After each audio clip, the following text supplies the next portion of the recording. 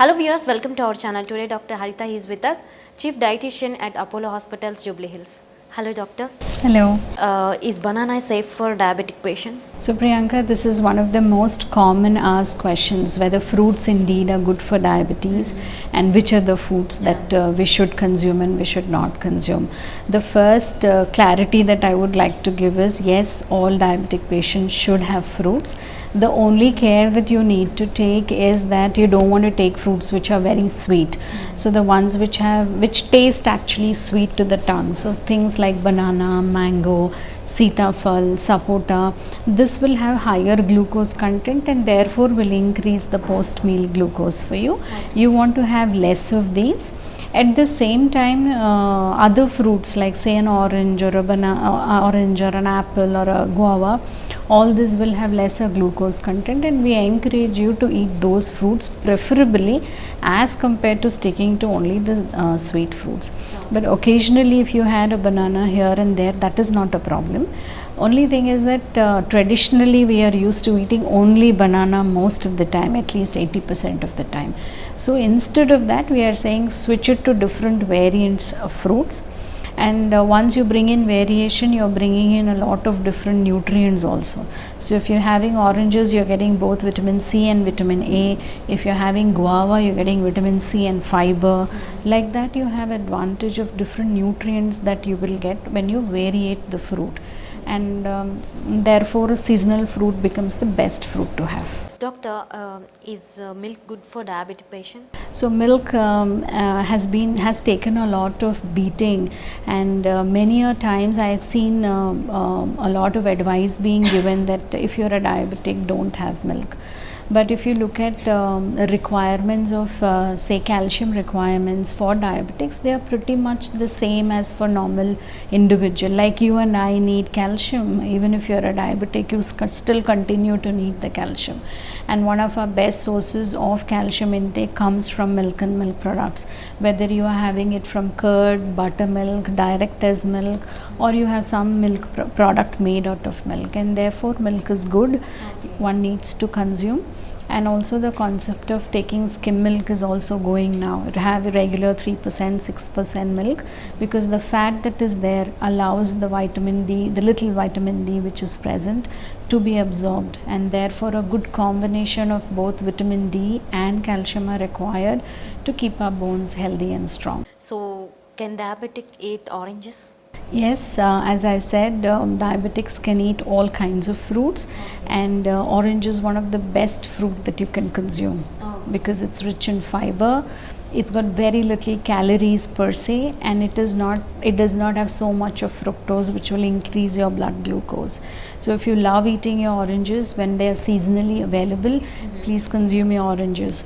With a word of caution that we are not saying orange juice. Don't consume the juice, because you take 4 oranges to get 1 glass of juice, and you're just taking the glucose content from the fruit and throwing away the most important part, that is the fiber.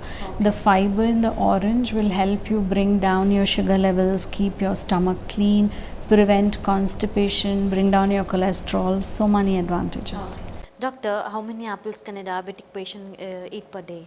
Yeah, per se fruits are rich in fructose, so you definitely can consume 2 fruits per day, especially if your sugars are well maintained. Only in eventuality where we are struggling to maintain the blood sugars, we say go slow on them, but apple is a safe fruit to have. Having said that, you shouldn't be sticking to apple all your life or all throughout the year, and therefore bring in as many variations. You can eat watermelon, muskmelon, you can eat your kiwis, you can eat strawberries, so many different kinds of fruits. So whenever these fruits are available, in whatever season they are available, feel free to consume those fruits. Is watermelon bad for a diabetic? Watermelon is again 90% water and a little bit of fructose that may be there. So it is also a very filling fruit. When you have watermelon, it kind of fills you, hydrates you, and the red color also gives you a lot of vitamin A content. So yes, diabetics can consume watermelon, consume it in the form of a whole fruit, which is more filling rather than in the form of a juice. Okay. Doctor, cheese okay for diabetic patients? Cheese is, if you look at the proportion of protein and fat that it has 50% protein and 50% fat.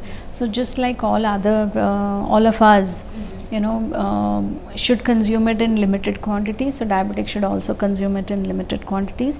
You cannot overdo it. You can have it in your diet occasionally, but you cannot overdo it, simply because it has a very high fat content. The milk fat which is there is quite high, and it is all saturated fat. So it's not very liberally to be consumed, but if it is just to add taste to the food, it is there occasionally in your diet, then that's quite usable.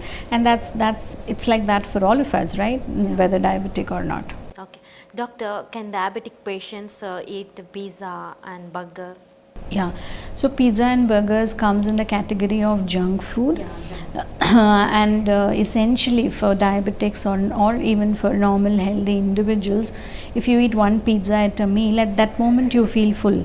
But since it is made out of maida and it is does not have enough fiber in the food, it gets digested very fast. So quickly, in another 2 hours, you are hungry again, and then again you want to eat something.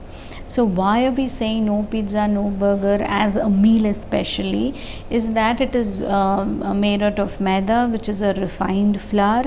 It does not have enough fiber, so gets digested very, very quickly, and therefore would make you eat more number of calories and repeated number of times as compared to you eating a regular normal meal.